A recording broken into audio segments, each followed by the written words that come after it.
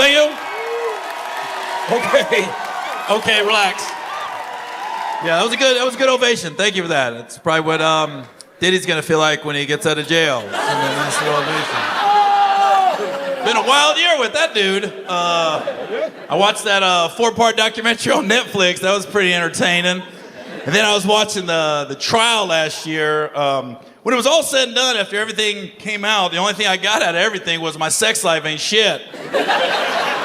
I'm a damn Disney movie next to Sean. Some of the stuff I was shocked at that came out, though, like the fact that he was picking up male escorts off Craigslist. If anybody I would have thought would have had somebody he could have called, it was Sean. But nah, he's just like us, just scrolling through his phone.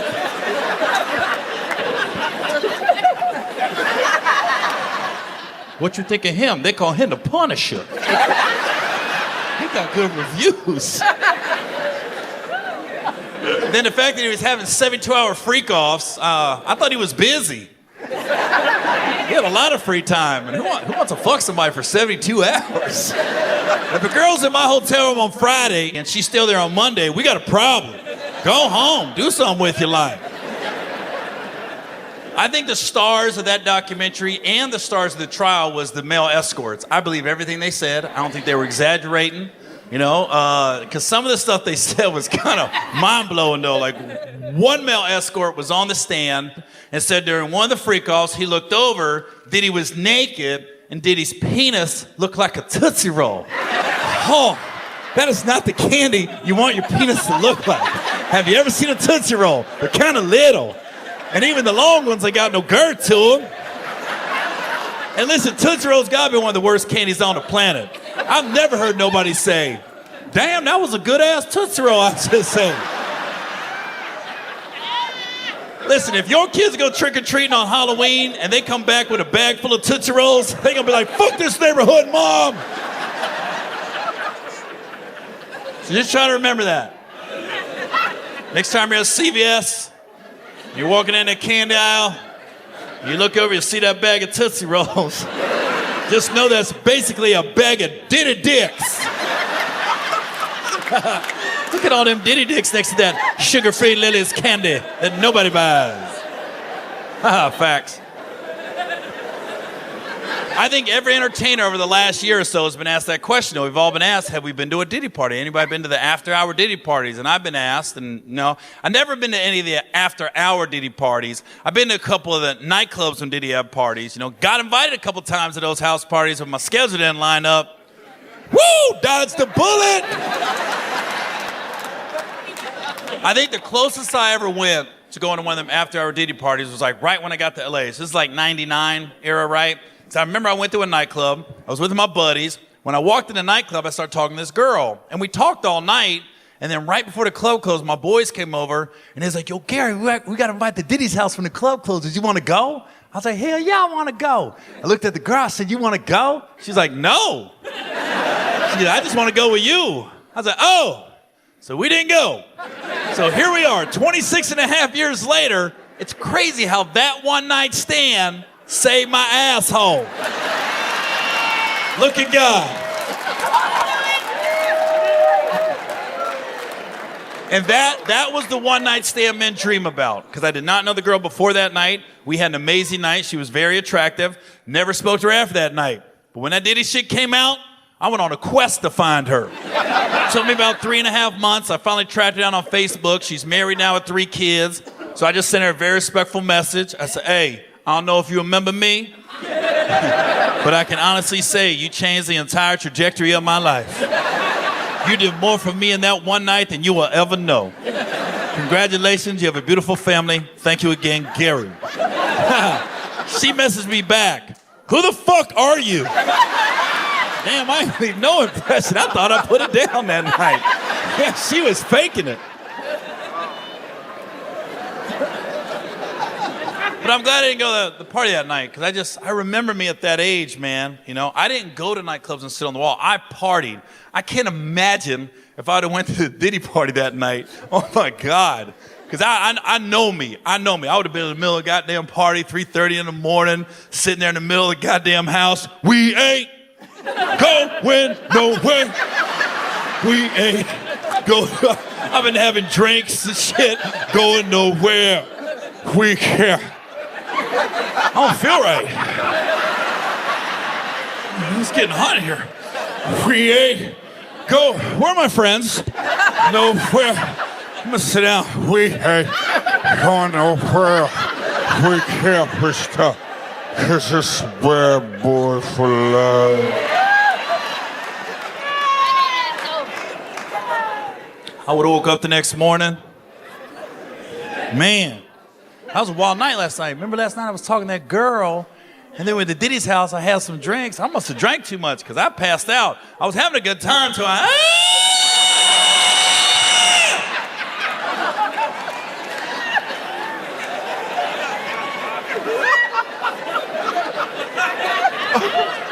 What the fuck happened? What the fuck is this shit?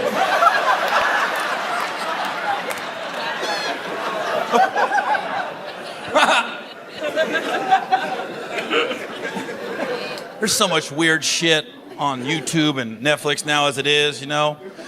Like I was watching YouTube one day and they were showing this family in West Virginia called the Whitakers. I don't know if you heard of them. They're like an inbred family. Like they've been inbreeding for like 100 years. Like the same 8 people been fucking. Like there's no more family tree. It's a stump. Branches are gone.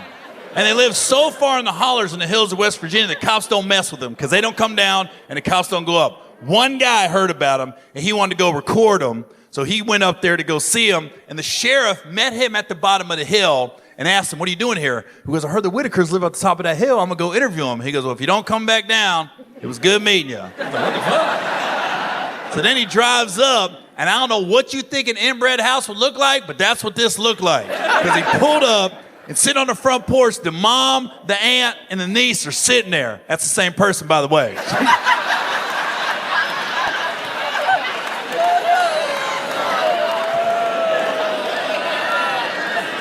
And then sitting next to her is the husband, the uncle, and the nephew. Again, it's one person. He got an eyeball here, an eyeball here. He ain't talking, he just smiling. And then out the screen door comes busting out this dude named Ray. Ray don't talk, he just makes noises, but he's like the spokesperson for the family. He came busting through the screen door. Yeah. He got a dog, the dog ain't barking, it's meowing. Meow, meow. Meow, meow, meow, meow, meow, meow, meow. Yeah. I go, what the fuck am I watching right now? It was so wild. I got a special needs cousin. She walked by my laptop and looked back. She was like, "Oh, they're fucked up." I go, "I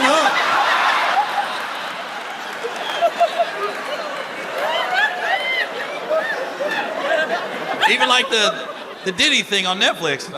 Netflix got some weird programming too. Like I was watching this show called Monster, the Ed Gein story. I never knew this. I never knew that the movie Psycho and the movie Texas Chainsaw Massacre is based off the same dude. And you hear Texas Chainsaw Massacre, you think, oh, he gotta be a wild boy. No, he's not. He talks just like this. That's all he does. I would never fuck my cousin in West Virginia. I would stay on top. Mother wouldn't like that if I fucked my cousin. This whole area is funny. Like I picked DC to do the special because it just brings back a lot of old memories, man. like I was because I lived here for a few years. I was in the Navy, but it was my first duty station. So my 18 to 21 years was in DC, and I remember the first time I went to a nightclub was in DC. I'll never forget it. I got here on a Monday, and then we went to a nightclub on a Friday. I'd never been to a nightclub before. I walk in. And I start dancing with this girl, and I didn't know she was deaf, because she went to Gallaudet University, which is a deaf college in D.C. And I didn't know she was deaf when I met her, because she was dancing, And that was the best back then, because when I got to D.C., you're talking about the mid-'90s. Not everybody had cell phones. That's when you had to go out on Friday or Saturday night as a dude, and you really had to meet a female, because there wasn't no follow-up. There wasn't no social media, there wasn't no DMs or nothing like that. And I like girls that was dancing. That's why I started talking. Well, I didn't talk, but that's how I met that deaf girl. Because I didn't want girls at the bar. I wanted girls that was dancing in the nightclub, because, I loved it when a girl would bend over, and start shaking her ass. Because that was my move, just to get behind her. You know, that was actually the first DM. That was a dick message. And fellas, though, that was the best feeling. You get behind a girl, she don't even know what, she's bent over, you just get behind her. Hey, what's up? I'm Gary. And that was the best, when she looks back, see who's grinding on her, and kind of gives you the approval. What? Oh, how you doing, Gary? I'm Cheryl. All right, good meeting you, Cheryl. And I wasn't a jerk about it. Like, if you don't want me grinding on you, I just kept it moving. There's other girls dancing. I go right on down the line. Get behind the girl. Hey, what's up? Get away. Cool. Hey, what's up? Shit. You thought I was in Drew Hill back then. Tell me what you want. But that's what happened with the deaf girl. I didn't know she was deaf. I go to the nightclub. She's sitting there. She bends over. She's dancing. I just did my move. I got behind her. I was like, hey, what's up? I'm Gary. And she looked back and smiled and backed her ass into me, but she ain't say nothing. I was like, oh, you shy. Okay. But then she kept backing me up. Pretty soon she had me against the wall. Wasn't that the best, fellas? When a girl backs you against the wall, she grinding on your shit. You stuck on the wall like Spider-Man hit you with a web and shit. But it was very confusing because she's grinding on me, but she's not talking to me, you know? But my homeboys are talking to me, so I'm talking to them, but I'm trying not to lose focus of that ass either. It was 15 minutes of multitasking. It was not an easy night. Because my boys was like, Gary, what's up with old girl? I was like, motherfucker, I don't know.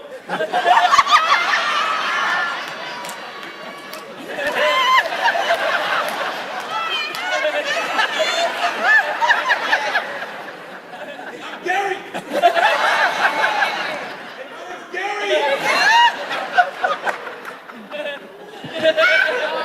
She finally, after like 5 songs, she grabbed my hands, walked me over to the bar. She grabbed a napkin and a pen from the bartender, and she wrote down, I'm deaf. So my first thought was, how was you dancing?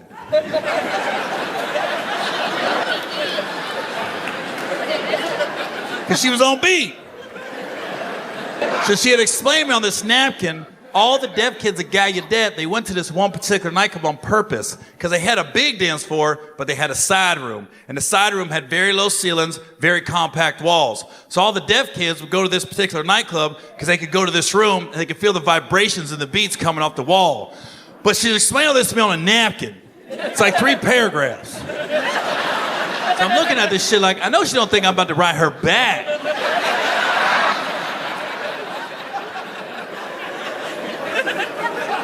Like I said, this is before everybody had cell phones. Because then the next thing she wrote was, can I get your number? I wrote down, why?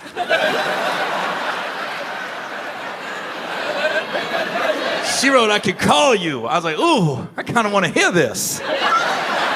So I gave her my number. 2 days later, I'm in the barracks. Phone rings. And I don't know if anybody here has ever gotten a phone call from the TTY Hearing Impaired Network. I didn't know what this shit was.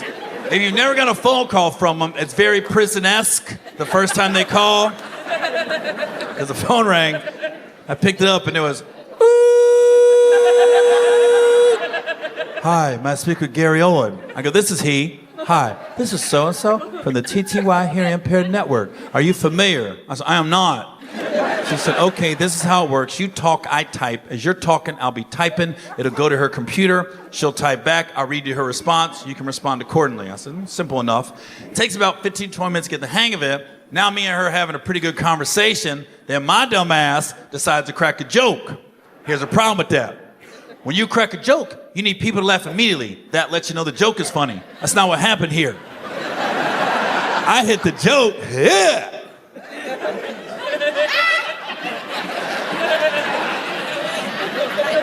It's like 2 minutes later, the operator comes back. Ha! Ha! Ha! Your turn. Fucked up the joke now. But I couldn't get her clearance to come on the base. So every time we'd have to hang out, I'd have to go to her campus. And I don't know if anyone's been to Gallaudet's campus. That is a quiet campus. If you just want to be alone with your thoughts or write a novel, go there. But I'd always be in her dorm room hanging out, and I'd always catch myself whispering. One day I was like, why the fuck am I whispering? Anybody can hear me on the whole floor. I could be yelling my ass off right now. But like I said, she was on the volleyball team, so I used to always go see her volleyball games. And that was cool, but it was different. I'd never been to a sporting event that quiet. And it was female volleyball, so smaller college, so it wasn't very crowded. But man, I'd never been to a gym that silent for a sporting event. It was so quiet in the gym, I could hear the scoreboard changing scores. I never knew the scoreboard made noises. I thought it had a tick in my brain for a minute. I'm just sitting there, ta-tang!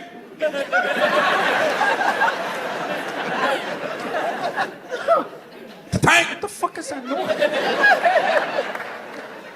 So let me explain why we broke up after 4 months. She asked me to go to a men's basketball game with her. I said, yeah, of course I'll go. So we go. We walk into the gym. The exact same gym I see her play volleyball in numerous times. Now it's packed. Got to be at least 1,000 deaf kids in the gym. You know, still pretty quiet because they don't clap. They do shit like this, you know. Halfway through the first half, this one brother on Gallaudet steals the ball, dribbles down the court, and does a windmill dunk. Ka-tank! Okay. Deaf people, their vocal cords work. They just don't know how to use them. So when this brother dunked the ball, 1,000 deaf kids reached below their chairs and they grab these Coke cups you get at basketball and football games and they hold up to their mouth and they scream the most god-awful noise you will ever hear in your life into this cup. You gotta warn a motherfucker this is about to happen, by the way.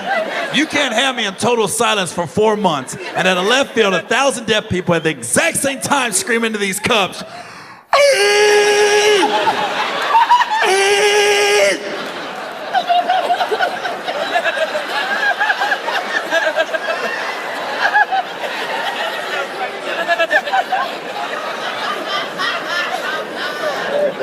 And my girl was the loudest one. She leading the charge.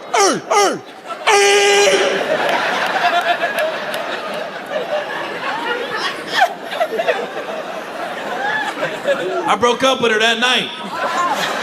I did, but it's not for the reasons you think. I know you're probably thinking, Gary, that's an asshole move. How could you do that? No, that is not why I broke up with her.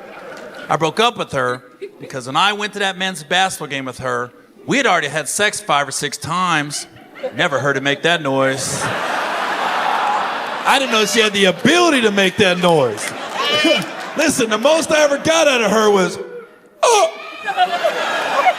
oh, oh, oh,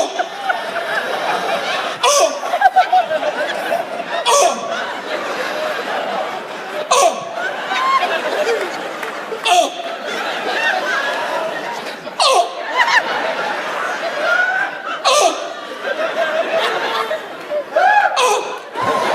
At one point, I thought it went really deep. I heard a, I never got close to her. Listen, she's a sweet young lady. I had to let that butterfly fly. You ever break up with somebody, and then the next day, you're replaying the relationship in your brain, you're like, oh my God, we should have broke up a long time ago. How did I miss all these red flags? Because that's what I was doing with her. I'm replaying the relationship, I'm like, oh my God. How did I miss all this? Because it hit me like every time we would have sex, when I would get done, she would just cool me being done. There was one time we was having sex and she turned around. More. More. More. No, every time I would get done, she'd be like, that's all you got, bitch, fuck you. I didn't know what she was saying. She was saying, that's all you got, bitch, fuck you. She'd been cussing me out for 4 months. I thought I was putting it down. I heard her say, bitch, fuck you. I said, yeah, I did do that, didn't I? She been mad the whole time. That's the thing about memories, man. You come back, you have all these memories. And I always heard, like, you don't start having memories that stick to your 4. And I believe that. I think 0 to 3, you're just kind of winging it. That's why I don't know why parents take their kids on vacation before 4. They ain't going to remember it. Just lie to them, you know? Just get a little boat, go on the Anacostia River. What was that? That's when I took you to Italy for your 2nd birthday. Yep, we went to Venice and everything.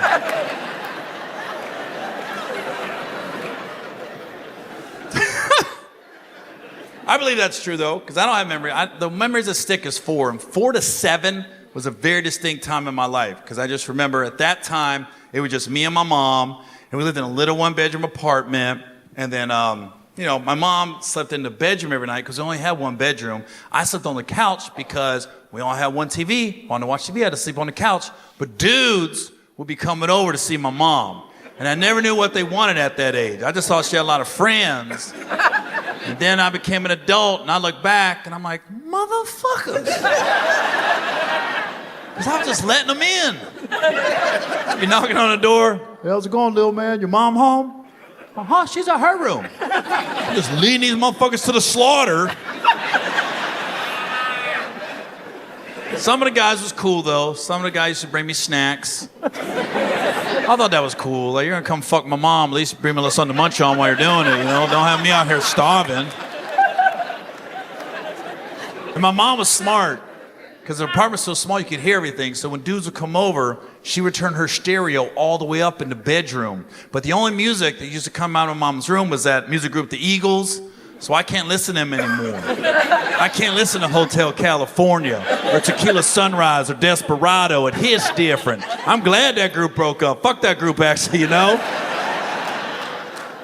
Some days are better than others, though. Like Wednesdays was a good day because this dude named Billy would come over, and Billy always brought me a Frosty from Wendy's. I thought that was the coolest shit because every Wednesday morning I'd wake up, get ready for school. I knew I was gonna have a good day because I was getting a Frosty that night. I'd be at recess playing by myself. I don't give a fuck. I'm getting a Frosty tonight, boy.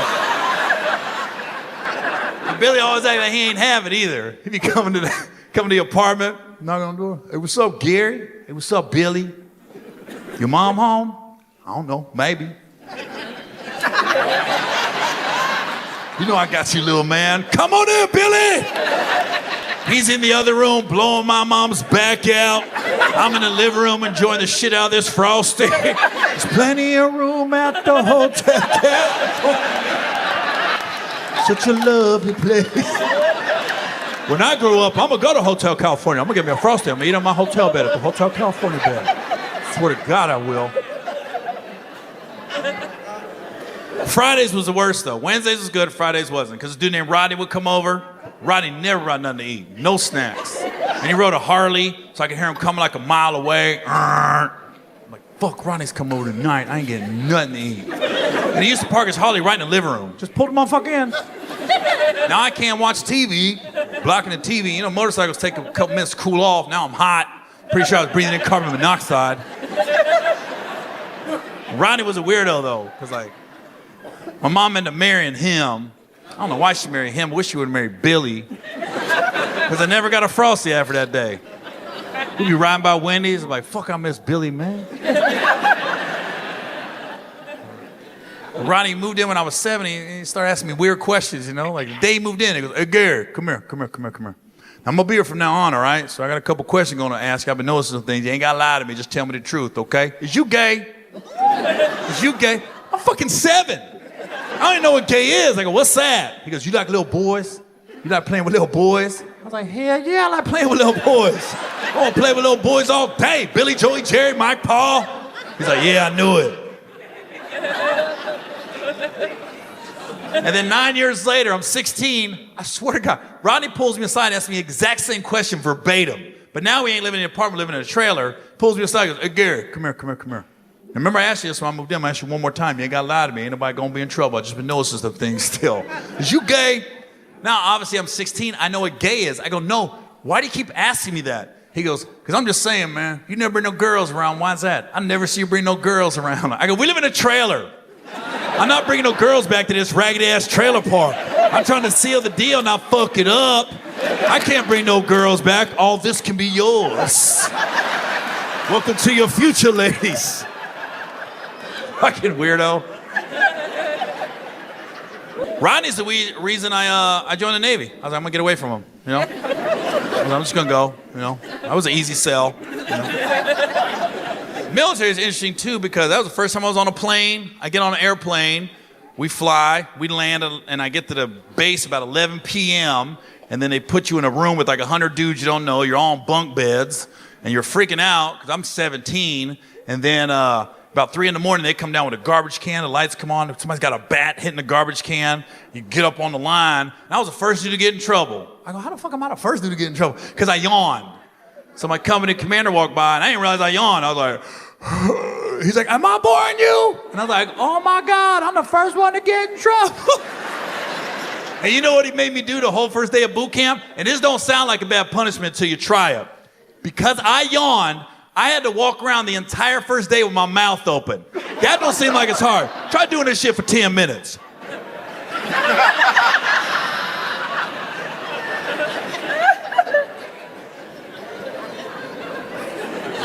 Some of you ain't laughing, but some of you dudes are gonna try that on the way home. You're gonna look at your girl, hey, get the phone out, get the clock out. That's kind of hard. Now, I've said this before, like I was a cop when I was in the Navy, and I'm very proud of my arrest record because I was a police officer for 4 years, and I had 2 arrests. I'm really proud of that. I was a great guy because, I was the one to ask questions. So when I first got to my first duty station after police academy, I raised my hand. I said, hey, do we get bonuses? They go, what do you mean? I go, like if I arrest 100 people, I get a bonus? They go, no. I go, so if I arrest 100 people or I arrest no people, my paycheck's the same? They go, yeah. I go, okay. I know what kind of cop I'm about to be, lenient.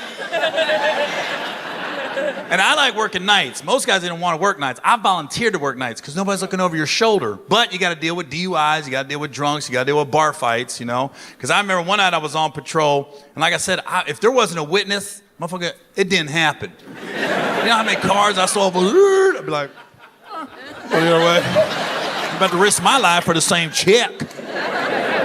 But we had a nightclub on our base, and it was about 1:30 in the morning on a Friday. I'll never forget, this car just went up on the sidewalk, ba-doom, ba-doom. And I was like, fuck. And I looked around, there were some witnesses sitting outside the nightclub. I go, damn, I gotta pull him over now. Why ain't you inside? So I pulled him over, and I'm still trying to let this dude go. My whole plan is to let him go. I go to the driver's side window, I knock on the window, he rolls down the window, and the dude immediately starts yelling at me. He's like, I'm a black man without a record. I'm a black man without a record. I was like, I would like you to keep that title. Could you quiet down, please? Then he just kept yelling, you pulled me over because I'm black. I go, motherfucker, your windows were tinted. I don't know what color you were. Now, granted, it was a Cadillac. It was souped up. Had an amazing sound system. You gonna say, Gary, guess? I would have guessed black, but you ain't gonna tell me I knew. That could have been Paul Wall or Bubba Sparks. Shit.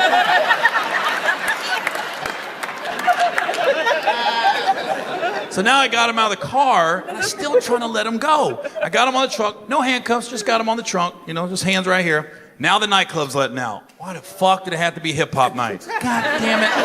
All these people are coming out, they just see this brother on the back of the car, I'm this white-ass cop looking at him, and it's just black people, 2 white girls coming out of the club. Black people, 2 white girls. Now this brother's trying to bowl up like he's Denzel in Training Day. Oh, you motherfuckers see this shit!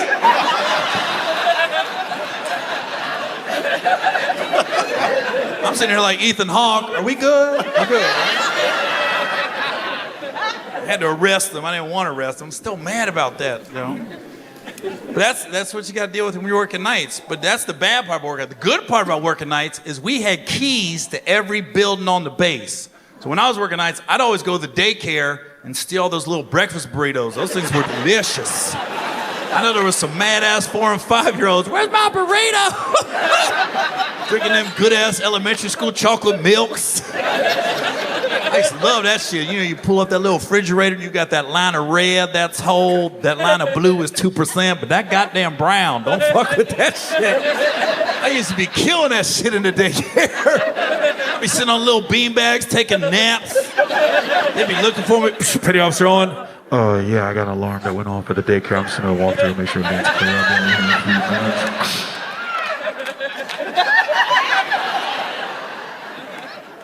Yeah, an hour later, Petty Officer Owen. Yeah, I just came back real quick doing a sweep of the building. I'll be down here.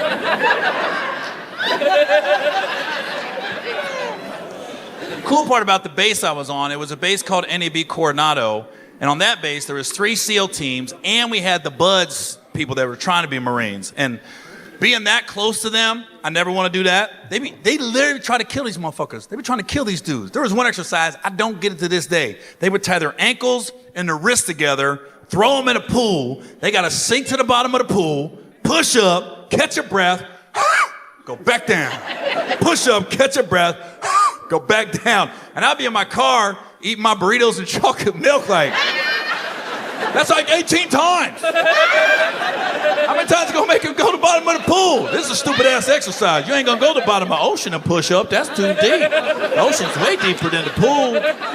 Maybe if a turtle swims by, they could jump off a turtle shell or something, but they ain't gonna make it to the bottom of the ocean if your legs and your arms are tied together. I don't know what the point of this shit is. Come on, let's go back to the daycare.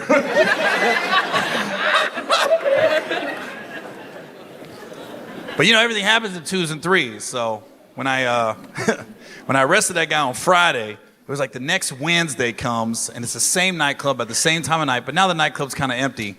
I see this guy and girl about 1:30 in the morning leaving the nightclub, and they start walking towards the beach. Now, we had a beach on our base, but it's a military installation. You can't just be walking on the beach. So I was following them from afar, and then I saw them sit down in the sand, and the dude put his arm around the girl and went in for the kiss. And I go, oh, we might have something here. So I put my car in reverse, called everybody else on patrol. I said, we might have something on the beach. Let's get about 15, 20 minutes to see how this shit plays out. So we all went silent. We all went dark. We waited about 15, 20 minutes, and then we were all coming up real quiet. So we had an ATV coming this way, an ATV coming this way, and 2 Jeeps coming over this little sand dune. We don't know what we about to see, but we got them fog lights on our car, so we about to light these 2 up. We was like, all right, on the count of 3. 1, 2, 3. Wham! We lit them motherfuckers up. All we saw was this white ass pumping away. And then the motherfucker froze. Realized he was caught. Some bitch, he tried to finish. Yeah! Oh, he's trying to finish. He's trying to finish. So now this dude, he's trying to cover up the girl because he's on top of her, but he's still in her. He hasn't left yet. And now he's yelling at us, come on, guys, respect the lady. Respect the lady. I'm like, Remove the penis. Sir, remove the penis. We can't talk to you. Remove your penis, sir. You do have to remove your penis before we discuss anything. Please, sir, remove your penis. I remember he was standing there. He didn't have his clothes on. He had them right here. He was holding them. He goes, what now? Go home, bro. He's waddling away and shit. Now the girl's looking at me. I'm looking at her like a disappointed uncle. What would your parents think of you right now? Don't you ever let a man bring you out on the beach like that, girl. You got sand in your pussy right now, girl. Don't you ever let a man put sand in your pussy. You know what's in that sand? Sand crabs. Those sand crabs will eat your pussy alive. Man, you go home, but you take your ass to medical in the morning. You get checked out. Remember I saw her like a week later in the chow hall. She goes, Petty Officer Owen, no crabs.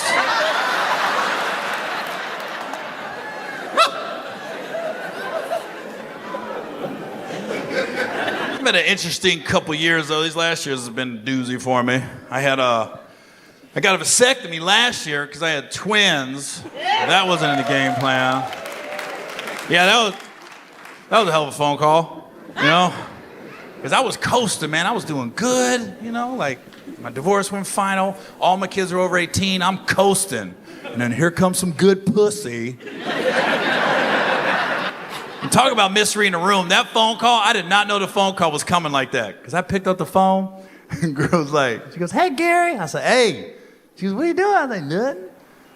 I was like, I've been thinking about you. She goes, I've been thinking about you, too. I was like, I ain't seen you in a minute. She's like, you about to see a lot more of me. I was like, well, shit, tell me something. She goes, I'm pregnant. I said, call you back in 2 days. What the fuck? I needed 48 hours to process that information. And then I wrapped my brain around it. I was like, okay, I got twins coming. I can handle that. Not a big deal. You know, then I didn't know it was twins at first. I just thought I had a baby coming, you know, because that's something too. So I'm like, okay, I got a baby coming. I'm good. And then she calls me like a month later. She goes, Gary, you're not going to believe this. It's twins. I was like, okay, you're doing a lot right now. I'm trying to be cool with all this, but every month you call me with more bullshit. Seriously, what's going to happen next month? Siamese? I called my doc. I said, Doc, I got to get a vasectomy. He goes, I've been trying to tell you. I said, I'm ready. I didn't research vasectomies enough, for one. I just thought you go in, you get snipped, you keep it moving. No. My doctor's like, you got to come in, you got to take a physical, And then I didn't know you had the option of being awake or asleep. So I did the anesthesia, took a little nap, woke up, and obviously the first thing you're gonna do when you wake up is check your shit out. A couple things I know about a vasectomy. One, I didn't know they shaved your balls, because I woke up and looked down. I was like, damn, they faded the fuck out of my nutsack. I must have had a black barber. He lined my shit up. It was crispy as hell. I said, oh my God, look how he blended that. I've never seen a mid-fade on some nuts. I was in the mirror for 2 days, like, get the fuck out of here. You sure? That's why I hope nobody ever breaks into my iCloud. They see some of the videos and pictures, they can be like, what the fuck is Gary doing? I was over here doing boomerangs with my shit.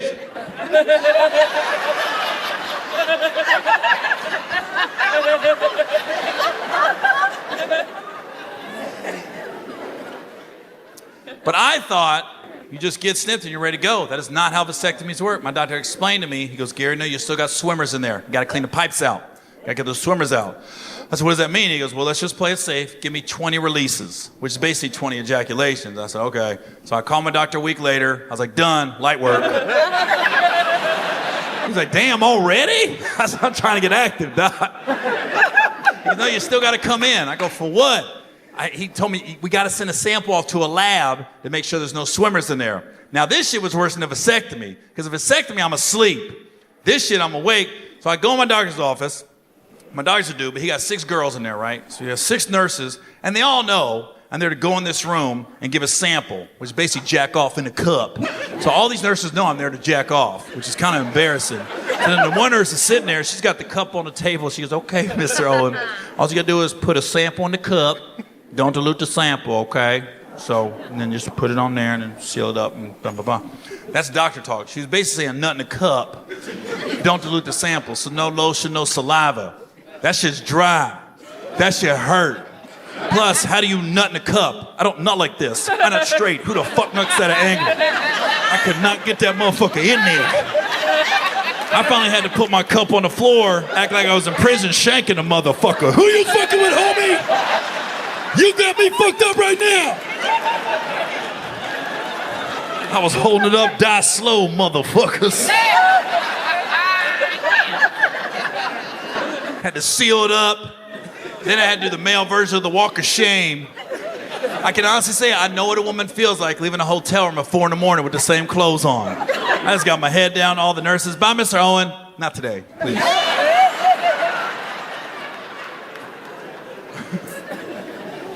Good thing about a vasectomy, though, I'll never have that phone call again. Never. You know? Nobody will ever can call me and say, I'm pregnant. Like my doctor told me, he can't give you a 100% success rate. He's like 98. He's like, Gary, it's a medical miracle if you ever get a girl pregnant again. I said, thanks for that, doc. 98%, I'll take that. So if a girl tried to call me now and say she's pregnant, I might cuss her out. Because I've never cussed out a woman. I've never raised my voice to a woman, but I will. Let a girl try to call me right now, you know? Gary, I'm pregnant. Bitch, you lie. It ain't mine, hoe. It ain't mine, hoe. Hang up. And don't ask me why I just hung up like it's 1985. It felt better. I feel good slamming that phone down. It don't hit the same. Alexa, off. Bye, bitch. Off, Alexa. Thank you. You know what I haven't done since I got my vasectomy? I'm going to do it. I ain't done it yet. I just want to nut in my girl's mouth and then look at her and say, does it taste any different? Why would you ask me that? Because this coffee's decaffeinated now. Maybe you just swallowed Coke Zero. What you talking about? It is a little lighter on my palate, right?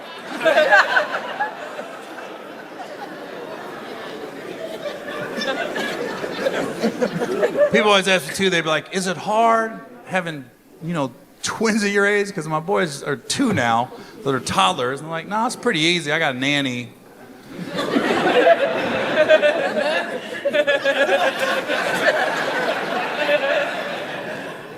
My ex was mad. That's the only thing my ex been mad about since the divorce was I had a nanny, Because I remember I saw her at the airport. We're pretty cordial now.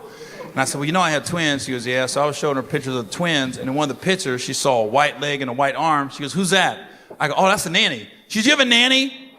You have a nanny? She goes, we didn't have a nanny. I said, well, you met me at the wrong time. You can stay mad, I ain't getting rid of her, motherfucker.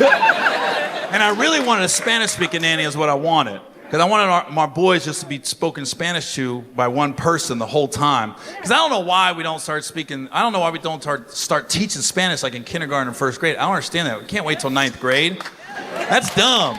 Especially for boys. Because our cerebral cortex is closed. We can't pick that shit up. I took Spanish for 3 years in high school. I can't speak Spanish. I can count to 8 and I know colors. That's it. Ocho, rojo, azul, amarillo. I don't even say black, that's too close. Fuck you, I'm gonna get a 9 out of 10 on the Spanish test. Because I remember when I was in 9th grade, I was taking the Spanish test, Miss Rodriguez was holding them goddamn colors up. I was killing that shit. Rojo, azul, amarillo, blanco, verde. He's like, you missed one, Gary. I go, no, I didn't. Go ahead and give me that B+. I'm gonna take that.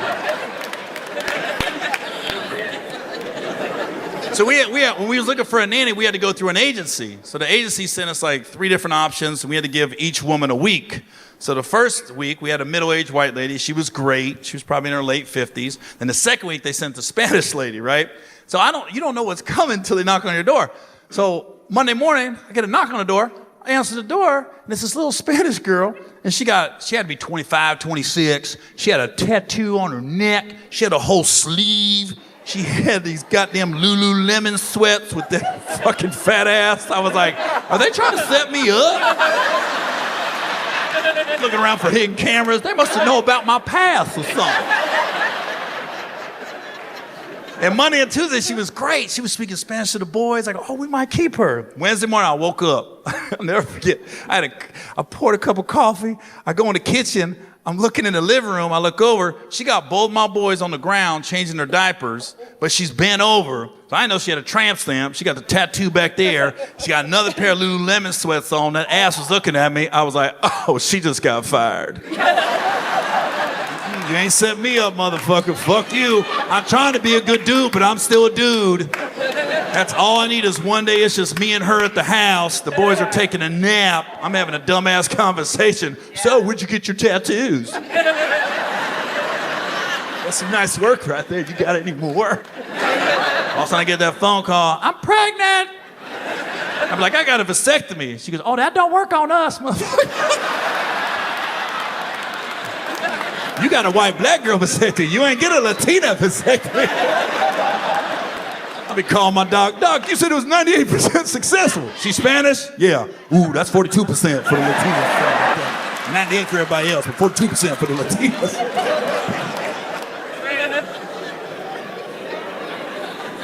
Yeah. The boys are here now, though. You know, what are you gonna do? It's funny too, because when you get a black girl pregnant, I just assumed my 2 boys would look mixed. No. One of my boys is white, and one of my boys is black. And I'm an overthinker, so I worry about the white one a lot. I do, because I don't want him to get older. I don't want him to start using the N-word. I don't want black people looking at him sideways. The fuck you say? He got to carry a picture of his mom around. That's my mama, man. We good, relax. His brother's right there. That's my twin dog. He's certified A1 day 1. I see the paperwork. And it's wild too because they just turned 2, but the white one already acts white and the black one already acts black already. It's weird how they know. Babies are smart. Because I was a little worried in the beginning, man, because when they were learning how to walk, it took them forever, man. They just couldn't get their gait down. I thought something might be wrong because they just wouldn't bend their knees. It was like for 6 months, they was all walking around the house like they was Forrest Gump, just sitting there. Bend your goddamn knees, boy. But we had these walkers. And if you put my boys in the walkers, they used to be flying around the house. But it was funny because if you put the white one in his walker, the second you drop in the walker, he just takes off doing circles around the couch, yelling, screaming, having the time of his life. Ah! You put a black one in his walker, he don't go nowhere. He'll be sitting there looking at the white one, like, where you going?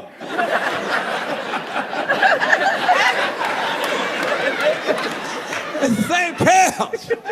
Like the black one would look at me like, he ain't going nowhere, Dad. And the white one just won't stop.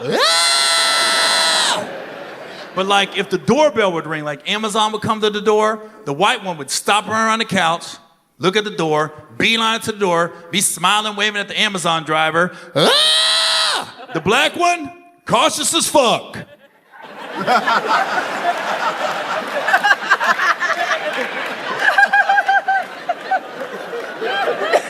Even when the Amazon driver would leave, the white one would stay at the door, wave at him, smile until he gets in the van.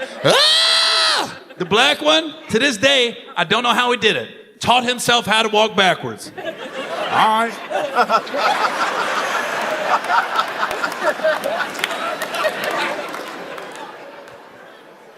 Like, if their personalities maintain at the rate they're going, I can see them getting older, going to college. I can see the white one going to a frat party, jumping off the roof into a pool, doing keg stands, shotgun, and beers. And I can see the black one at the same frat party, still sitting back looking at the white one.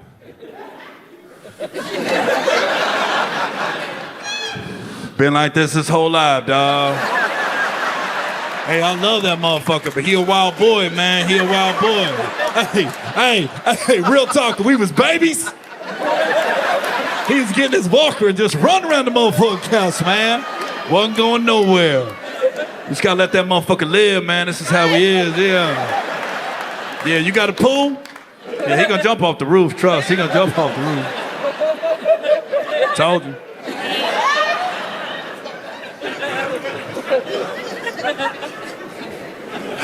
And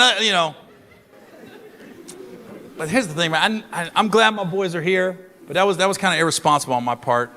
I knew I should have pulled out. I'm too old to be making irresponsible moves like that. Like my age, I knew better. You know what I mean? Because at my age, listen, there's no premature ejaculation. You know when it's gonna happen. Your body's always talking to you. Premature ejaculation, that's like a teenage term, That's why there's so many teenage pregnancies, because teenage boys never know when they're gonna finish. Them motherfuckers hit a nipple. At my age, when you pumping, you can feel the shit percolating. Your body's talking to you.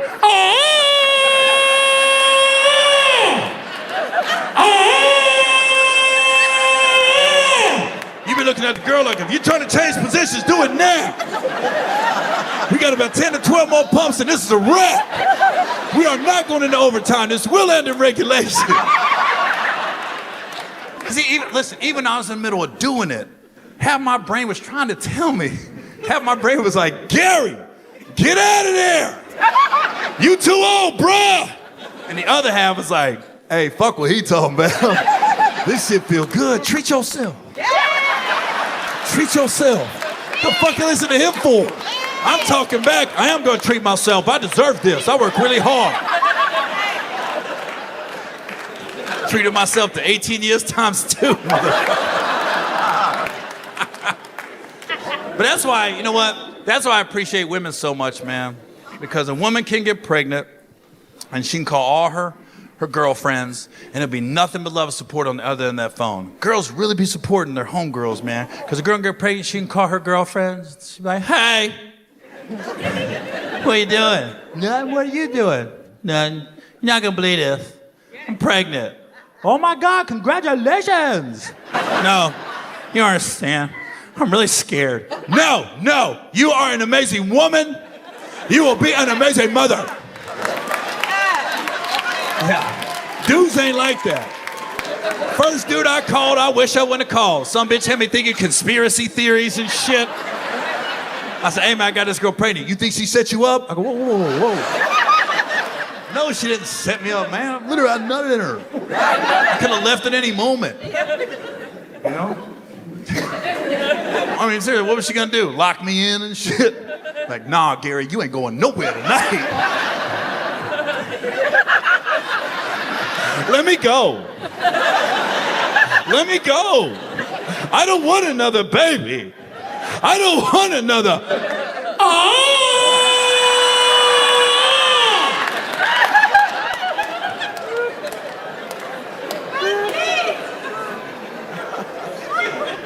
And I don't like that term, unexpected pregnancy. I hear that term a lot when people say that shit. Well, that was an unexpected pregnancy.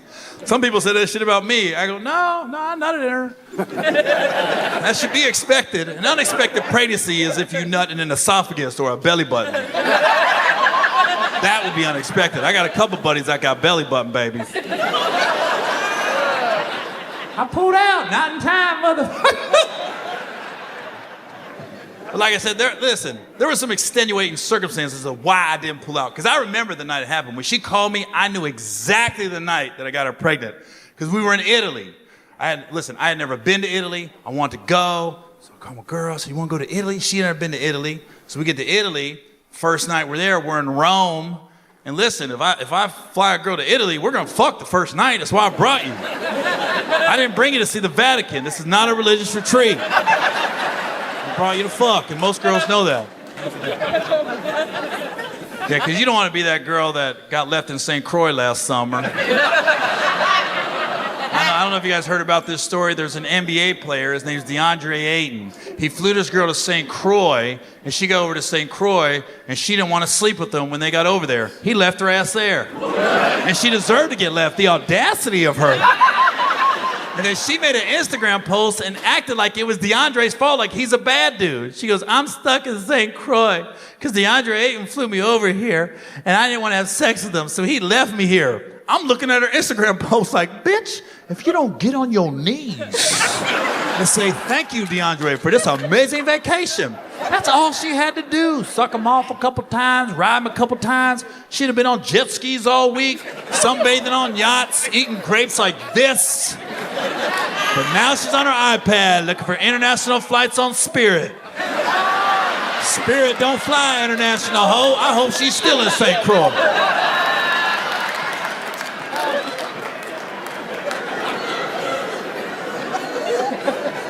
Most girls ain't stupid. They know what time it is. Shit. There's girls in here right now got flown to Philly. You know what time it was when you got to Philadelphia? The funny part is ain't nobody say bullshit. Everybody just went, ah. That's a long drive though. I don't know what I would have did if my girl would have told me no the first night we're in Italy. We just been on a 12-hour flight. We in Rome. First night you gonna tell me no? Ooh, I might have walked over to the Coliseum like I could see why they killed motherfuckers here back in the day. They should reopen this shit for a couple hours. Now my girl knew what time it was, but that's why I didn't pull out, motherfucker. I'm in Italy. It's my first night. I don't even know this. I pulled back the curtain of my hotel. I got a balcony. My balcony is looking at the Coliseum. So my first night in Italy, I left my door open on the balcony. I had Italian airs flowing through the room. I'm looking at the Coliseum. It's all lit up. Got my girl bent over the bed. She got a fat ass, skinny waist. I was looking at the Coliseum. I was looking at that ass. I was looking at the Coliseum. I was looking at that ass. I don't know why I started thinking of my stepdad, Rodney. I was like, yeah, who's gay now, motherfucker? This looks like gay to you. This looks like gay to you. I knew I wasn't pulling out that night. That was childhood trauma coming out of me. I was hitting that shit so hard. The problem was, I looked at the Coliseum too long. I thought I was Russell Crowe for about 45 seconds. I was hitting that shit. My name is Maximus Aurelius, and I will have my revenge in this life or the next. She was like, what the fuck?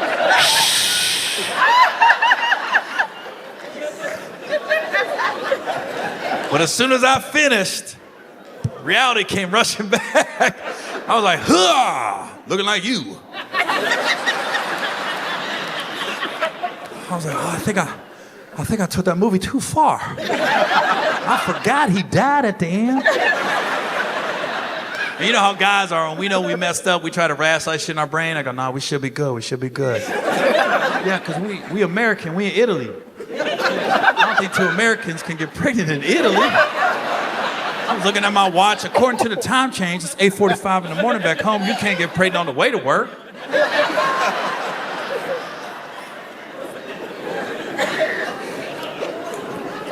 Yeah.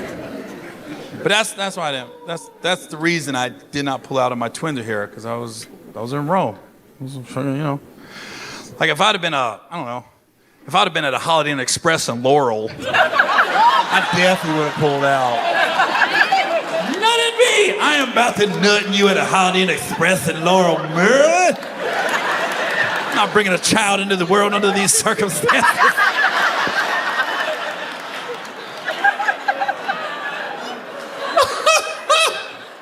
Why are people looking around like, I know where that Holiday Inn is? I went there for my junior homecoming. I've never seen the whole crowd go, yeah, that's off the Beltway. Right by the firehouse.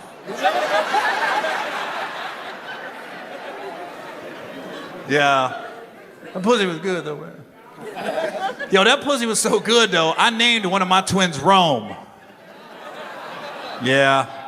I'm so glad I didn't fuck her in Anacostia. That'd been a weird name for a little boy, little Anacostia Owen. Sound like somebody be in Jelly Roll's band and shit. Tonight on the guitar, we got Anacostia Owen. Thank you, Jelly.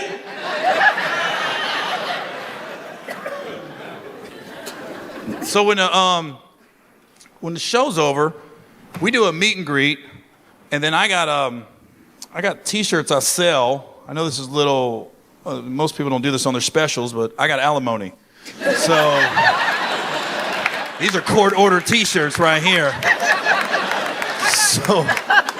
So even if you didn't like my special night, Gary, I didn't think you were that funny tonight, but you still want to support a black woman, this is how you do it right here. Stand strong with your queens, ladies. She is out here by herself. So yeah, so the T-shirt, it's not gilded. She can wear it more than once. So it's just, my podcast is called Get Some. And that's my face on the shirt. Because somebody, one night, I was showing my T-shirt, and they was like, hey, man, you got a black face on your shit. I go, it's gray. Stop trying to start shit. You can't put a white face on a white shirt. You wouldn't see the face. What am I do? Put a white face on a white shirt? You know something about eyebrows and lips? All right, but no, we had a choice to film the special, and I said I really want to do it in D.C. because this is where I kind of started my life at. So I'm so glad we did it here, and I'll see you guys next time. I'm Gary Owen. Thank y'all. Good night. Thank you.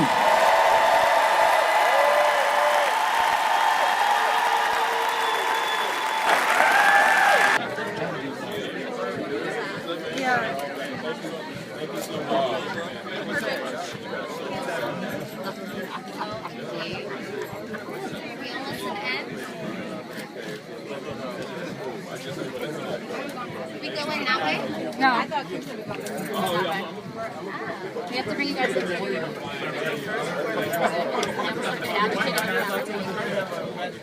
So we'll get you at least, and then if everybody else gets a shot, fine. If not, do you want to find Alright, okay, ready? 1, 2, 3.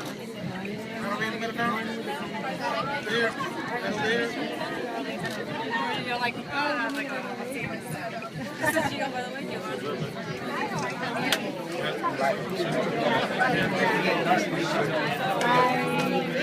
The rapper turned spoken word artist. Please welcome Marsha to the show. Good morning. Hey, how you doing? Doing well. So tell me why the change from rapping to spoken word? Because it's basically the same thing. You know, I dealing with words for the Bible. It says in the Bible, first there was word in the book of Genesis. And so we live our lives based on that book, which is the Bible. Your poems, your poetry, Right. You have put in a book. You actually have 3 books here. Right. Tell us about each one. We're looking at Invisible Shackles here first. Invisible Shackle is a guide for young African Americans to lead them away from negativities inside our community. And Who Am I is my life story from how I transitioned from being a rapper to author. And you've also turned this into a screenplay, right? Right. And have you been able to sell the script yet? Not yet, but I'm working on it. So you're going to do a spoken word for us now, right? Right. And tell us what we're about to hear. It's just a freestyle. Okay. I'm just going to think it up as I go. Freestyle. Well, let me sit back. Go ahead, Marshall. Okay. Years ago, they tried to years ago, they tried to put me in the. This is live.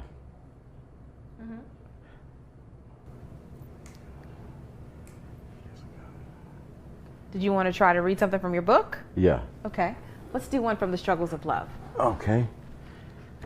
And we'll listen to Marshall as we go to break.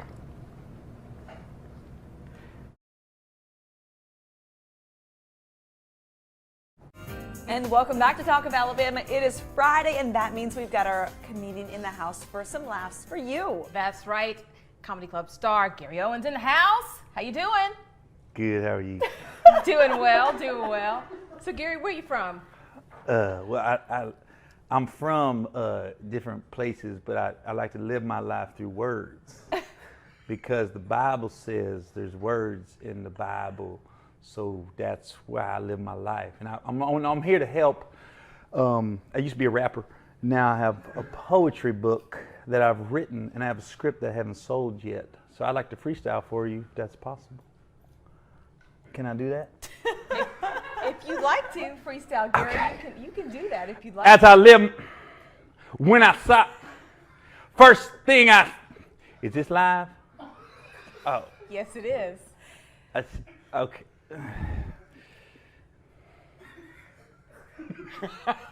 I'm sorry. I saw the rapper. Last week. You know that went viral, right? Oh, that's how you saw it, right? I never laughed so hard in my life last week, and you handled it so well. Thank you. Okay, listen. I'm at the Stardome this week. When I'm on the website, and I see the guy come on as the poet rapper, and when you handled it, you said, "Oh, you gonna freestyle? Well, let me sit back here." When he did the Sidney Brady, as I sit, when I saw. Is this live? I never laughed so hard in my life. No. Well, take us out there. Listen. Well, let's read something from your book. Yes. But you know what? I've Listen. talked to him since then. And? He has such a positive outlook on everything, really. Now, don't you feel bad for making fun? Yeah, no, because if I do that, I expect somebody to make fun of me. That's the biggest form of flattery. Well, you know we're going to give him true. some web redemption. He's Yeah. coming back. Yeah. There it is. Maybe you He's could coming come back back. with There him, it Gary. is. It was so funny, though. I laughed so hard. I'm telling you, I don't think I have a joke that funny. This weekend that I'm going to tell, I laughed so. So Especially when really, he maybe we just- should book you the same day. The best is this live. I couldn't. Nothing could top that. Is this live? Oh, but you know, handled all it. kinds Read of something things. from your book, then. Yes, I will read something from my book because Clive Christian, we live our lives with perfume on. Listen. And a 1.7 fluid ounces. Oh, Women, you mercy. can dial this number. And also, I wrote this extra passage in my V's Saint Laurent. So this is Look what we can what's expect. new. You like to comment on current events. Yes, I also have the Burberry. He's not going to answer me. What? But, I mean, you like to comment on Yeah. current events. I like Alabama. I like coming to Birmingham. I love Alabama Roll Tide. I love there's my favorite football team. Auburn is also my favorite team. I have two favorite teams. I like to root for and against the same people. Very good. So whenever they play, I just root for the kickers because they don't really. I like Alabama Tigers. And also like elephants, which is part of the Roll Tide. And the Bible says we live our life through elephants and tigers, because a lot of people don't know when Noah built the ark, a lion and a tiger and an elephant was the last ones on the ark, and without that, then we couldn't have had the ark the way it was. Gary, can anybody take you serious? It Like, when you is go what home- it is. When you talk to your family and your friends, can anybody ever take you serious? Or are you always Well, the thing joking? about serious is a word, and we live our life through words. Because the Bible told me that without words, this station isn't even here. Without words, that doesn't say Talk of Alabama. That just says, ugh. In your map. See right there, Leeds. That's where Charles Barkley's from. You don't think I knew that, did you? I know my Alabama history. Forrest Gump took that highway right there and ran around Irondale, up through Bessemer, through Hueytown, and guess took off what? to the West Coast. Oh, You can see mercy. him at the Comedy Club Stardome this weekend. Think Like a Man 2. We're done. We got the sequel done. A lot of people like Think Like a Man 1. The sequel is done. I can't wait. Stardome.com for more We information. live our life through words. Thank you, Gary Owen. Thank you. Is this live? We're be back in a back. moment.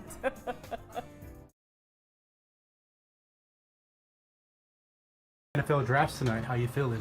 Feel good, man. I'm blessed. You know, this is it's a culmination of all my hard work. So my agent told me I got an outside shot at being in the first round, so I'm just going to cross my fingers, but it's out of my hands, God's hands. So we'll see what happens. With the 32nd pick in the 2017 NFL Draft, the New Orleans Saints select Ryan Ramczyk, tackle, Wisconsin.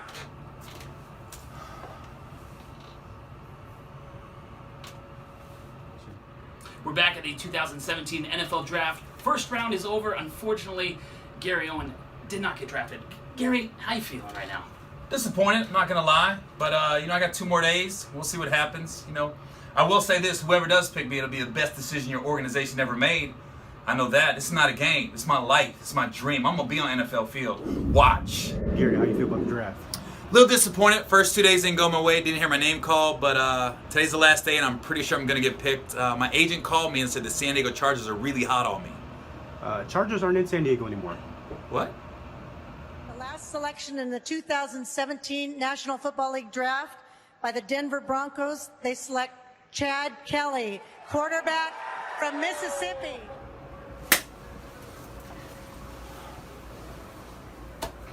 I don't get it, man. I don't get it. I had 3 sacks in high school. 3. 1 interception when I was playing JV. Bench press 225 pounds twice. 2 sets. 15-inch vertical. I'm double jointed. It's cool though. It's all love. I'm gonna be on the field. Watch. You gonna be good? I'm gonna be good. Watch. Watch. How much mascots get paid?